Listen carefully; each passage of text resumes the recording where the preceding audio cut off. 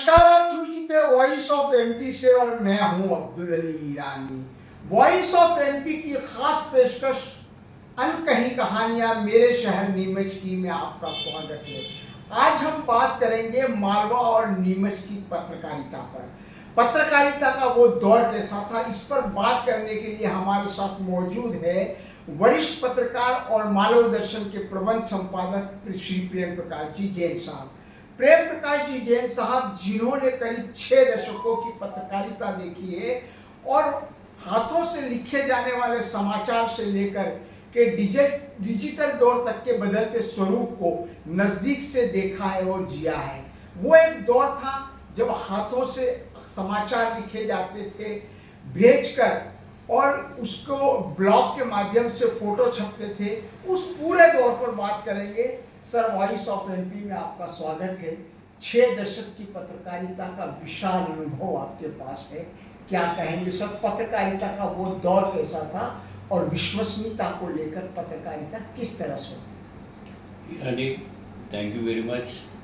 आज आपने मुझे 60 साल के अनुभवों को निचोड़ने का मौका दिया, उसके लिए आपका धन्यवाद। नीमच में पत्रकारिता का इतिहास काफ़ी अच्छा रहा है। जब संकेत नामक एक अखबार नीमच से प्रकाशित होता था, रमेश मक उनके संपादक हुआ करते थे, और उस समय नीमच में सिर्फ और सिर्फ एक ही अखबार चलता था। ये 60 साल पुरानी बात है जी। हम लोग उस समय की पत्रकारिता को देखकर अपने आप को गौरवान्वित महसूस करते थे। कारण ये था कि उस समय इतनी साफ, स्वच्छ और सुंदर पत्रकारिता हुआ करती थी, जिसमें किसी भी आदमी पर कोई भी व्यक्ति उंगली उठाने में कभी हिम्मत नहीं कर पाता था जी। उस समय के समय में गुलाबचंद सेठी, जो नई दुनिया को रिप्रेजेंट करते थे, शिवदत्त ओझा, रमेश मुक, रमेश बिंदल, ये ऐसे पत्रकार थे जो अपना वजूद रखने के साथ साथ अपनी विश्वसनीयता भी रखते थे जी।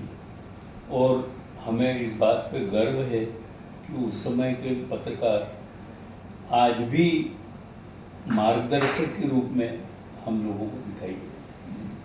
सर, उस समय खबरें जुटाने की, लिखने की, प्रकाशित करने की प्रक्रिया किस तरह से होती थी और कितना संघर्ष का दौर रहा है? ईरानी, उस पत्रकारिता के दौर की अगर मैं बात करूं, तब व्यक्ति अपने हाथ से समाचार बनाता था, हाथ से ही वो कंपोज होते थे और हाथ से ही वो प्रिंट होते थे। आज के जो प्रिंट मीडिया की जो स्थिति है, उसके कंपैरिजन में उस समय आदमी सुबह 10 बजे से मेहनत करता था और रात को 11 बजे तक अखबार की तैयारी करता था, और उसके बाद दूसरे दिन अखबार हैंड प्रिंट होकर के और पब्लिक के हाथ में जाता जी। ये प्रक्रिया हुआ करती थी। और उस समय आदमी इतनी मेहनत करता था कि समाचारों को लाना, बनाना, कंपोज करवाना और प्रिंट करवाना, ये सारे काम एक ही छत के नीचे हुआ करते थे। जैसी आज पत्रकारिता है कि वहाँ से उसने समाचार भेज दिया, छपा छपाया समाचार आ गया, उसी समाचार को हमने कट पेस्ट किया और अखबार में डाल दिया, और शाम को, रात को 11-12 बजे प्रिंट करके और 1 बजे तक फ्री हो जाता है। उस समय की पत्रकारिता में आदमी प्रिंट जब तक नहीं हो जाता अखबार, तब तक वहीं रहता, सोना ही नहीं मिलता। हाँ सर, अखबार कंपोज होते थे, ब्लॉग बन के आते थे, और सब टेलीग्राम से भी अखबार समाचार भेजे जाते थे। उस दौर के बारे में क्या कहेंगे?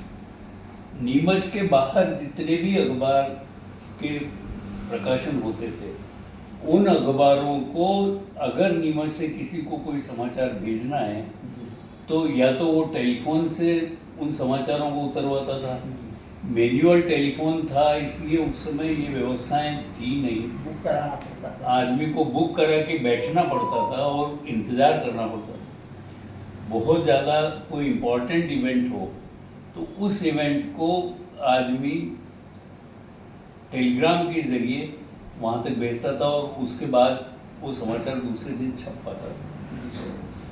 सर, आपने 6 दशक का अनुभव है, आपको क्या लगता है सर कि उस समय की पत्रकारिता की सामाजिक जिम्मेदारी, विश्वसनीयता और निष्पक्षता क्या अधिक थी? क्या महसूस करते हैं सर?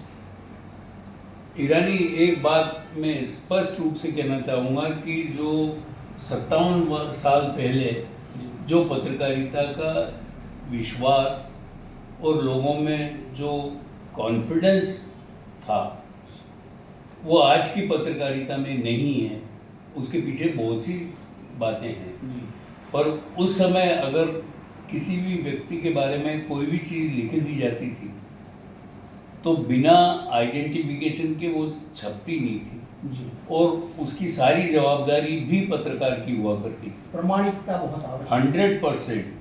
अगर इंदौर में बैठे हुए किसी अखबार के मालिक को ये मालूम पड़ जाए कि ये समाचार फेक है या ये मैनेज्ड समाचार है तो उसके बाद उस पत्रकारिता करने वाले पत्रकार को किसी भी स्थिति में बख्शा नहीं जाता। जी।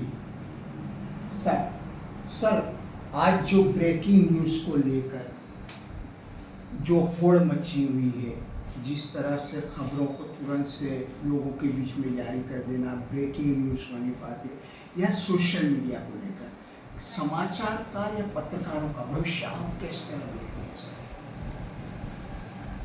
ईरानी, एक बात जो मैं हमेशा हर व्यक्ति को बोलता हूँ कि भाई तुम पत्रकारिता के नाम पर ये ब्रेकिंग न्यूज़ वाला मामला जो है, जब से ये ऐप चले हैं या जब से ये डिजिटल मीडिया में हैंड प्रिंटिंग है जी, हैंड प्रिंटिंग जो आपने मुंह से बोल दिया उसको रिले कर दिया और इस बात को उसका इफेक्ट किसी भी हालत में आम आदमी पे नहीं पड़ रहा है। आज जितने लोग इससे जुड़े हुए हैं मजे लेने के लिए जरूर अखबार की मतलब इस भाषा का उपयोग हो जाएगा, ये होगा वो होगा, जो भी कुछ होगा वो चल जाएगा, पर विश्वसनीयता तो आदमी तब तय करता है जब वो खुद इस बात को आइडेंटिफाई कर देता। दूसरी बात ये कि आज डिजिटल मीडिया में जो भी कुछ छपा है अखबार में दूसरे दिन वो छपा या नहीं छपा इस बात की तस्दीक आदमी करता है और अखबार में अगर छप गया है तो उस बात को मान्यता है, वरना इसमें आया हुआ विश्वसनीय नहीं। सर 6 दशक का लंबा अनुभव है, एक सवाल मेरे मन में ज़रूर है सर कि चूंकि आपको नीमच की पत्रकारिता या मालवा की पत्रकारिता का विश्व पिता महादी कहा जाता है, आपका एक रौब रहा है सर, ये हम लगातार हमारे आँखों से देखे हैं सर। हम खास तौर पे आपसे ये पूछना चाहते हैं कि पत्रकारिता के सम्मान या पत्रकारों के सम्मान को लेकर क्या खास बात आपने देखी है उस दौर में सर? जिस दौर की आप बात पूछ रहे हैं ईरानी, उस समय अखबार का प्रतिनिधि होना अपने आप में गर्व और गौरव की बात हुआ करती थी। अगर किसी अखबार के प्रतिनिधि ने या किसी अखबार ने किसी समाचार को अगर छापा है तो उस समाचार की आइडेंटिटी इतनी बन जाती थी कि व्यक्ति दूसरे दिन हिल जाता था। प्रशासन के लोग उसको मान्यता भी देते थे और उसके बाद उसका क्लियरिफिकेशन भी करते थे।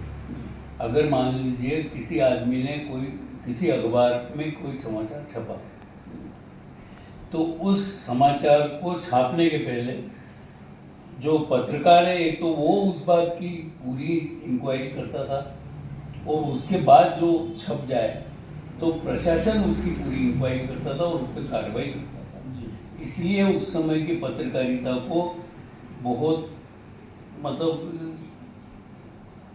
इस निगाह से देखा जाता था कि ये बहुत अधिक सम्मान के साथ देखा जाता था। जी सर। और उस समय नीमच में बहुत गिने चुने पत्रकार हुआ करते थे। जी सर, मुख्य रूप से कुछ लोगों को याद करेंगे सर? मैं एक बात बताता हूँ, एक जैसे गुलाबचंद सेठी, जी। एक वो नाम था जो बड़ा सम्मान के साथ उस नाम को लिया जाता था नीमच में। जी। शिवदत्त ओझा, जी। ये भी बहुत सम्मान के साथ इनका नाम लिया जाता था। इस व्यक्ति ने बाद में चल करके और वकालत की, और वकालत के बाद ये जुडिशरी में गए, जी। तो इनका बराबर सम्मान उस समय भी बना रहा जी। जब वो पत्रकारिता काम से- करते थे। जी। सर, एक संकेत नाम का अखबार, अगर करीब 6 दशक पुरानी हम लोग बात करें तो उस समय निकलता था। उस समय के बारे में कुछ जानना चाहेंगे सर कि संकेत नाम का अखबार निकलता था, उसके बाद नीमच में पत्रकारिता कैसे आगे बढ़ी, अखबार कैसे आगे बढ़े, किस तरह से अखबार निकलना शुरू? नीमच से संकेत नामक अखबार रमेश चंद मुक्त निकाला करते थे। वो यूं बहुधनी व्यक्ति थे, उनके पास कुछ एजेंसियां भी थी और अखबार भी चलाते थे। तो अखबार की जो ओरिजिनल स्थिति नीमच में बनी, वो सबसे पहला अखबार संकेत ही हुआ करता था। दूसरे अखबार बाहर से आते थे, पर नीमच से छपने वाला अखबार संकेत एकमात्र एक अखबार। कुछ आर्थिक परेशानियों के कारण उस व्यक्ति ने अखबार बंद कर दिया, और उसके बाद इस अखबार की लाइन में श्री जगदीश चंद्र जी खंडेलवाल, जो नूतन स्कूल के संचालक थे, उनने कुछ समय दैनिक संकेत को निकाला, पर वो ज़्यादा समय नहीं निकाल पाए। उसके बाद नीमच में अखबार की एंट्री नई विधा से हुई। जी। मतलब कुछ समय वैक्यूम रहा सर। वैक्यूम। जी। फिर नई विधा शुरू हुआ सर। हाँ। उस समय का एकमात्र अखबार, जहाँ तक हम लोगों को याद है, नई विधा ही हुआ करता था सर। अखबार चुनाव के समय में बुलेटिन के रूप में भी निकलते थे। अच्छा। चुनाव के समय में बुलेटिन। जी। और नई विधा कुछ समय बुलेटिन के रूप में भी निकला, जी।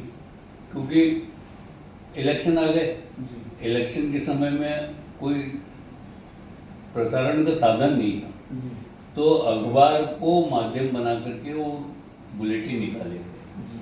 और उसके बाद फिर रेगुलर शुरू हुआ। सर 57 साल पहले जी। नई विधा का प्रकाशन पहली बार नीमच से। 57 साल हो गए सर। उस समय आपने नई विधा संभाली थी सर। लगभग 30 साल नई विधा आपने संभाली। मैं 30 साल तक नई विधा का संपादक रहा, जी। और संपादक के रूप में मैंने काम किया। जी। उसके बाद मार्गदर्शन की शुरुआत हुई सर। आखिरी सवाल है मेरा कि चूंकि आप वरिष्ठ हैं, हमारी पीढ़ी के लिए या आज की जो युवा पीढ़ी पत्रकारिता में है, उनके लिए गुरु समान है सर। हम एक बात जरूर पूछना चाहूँगा आपसे कि पत्रकारों को क्या खास तरीका अपनाना चाहिए और किन मूल्यों को कभी नहीं छोड़ना चाहिए, किन मूल्यों पर पत्रकारिता होनी चाहिए सर? ईरानी, एक बात बहुत मतलब एक दुखती नस पे हाथ रखा है। मैं एक बात बहुत स्पष्ट रूप से कहना चाहता हूँ कि आज की पत्रकारिता को अब हम अभी लगाम देने की स्थिति में नहीं, क्योंकि हर व्यक्ति अपने आप को स्वतंत्र मानता है। और उस समय की पत्रकारिता में अखबार में समाचार छपता था तो आदमी, पूरा शहर उस समाचार की तरफ निगाह रखता था।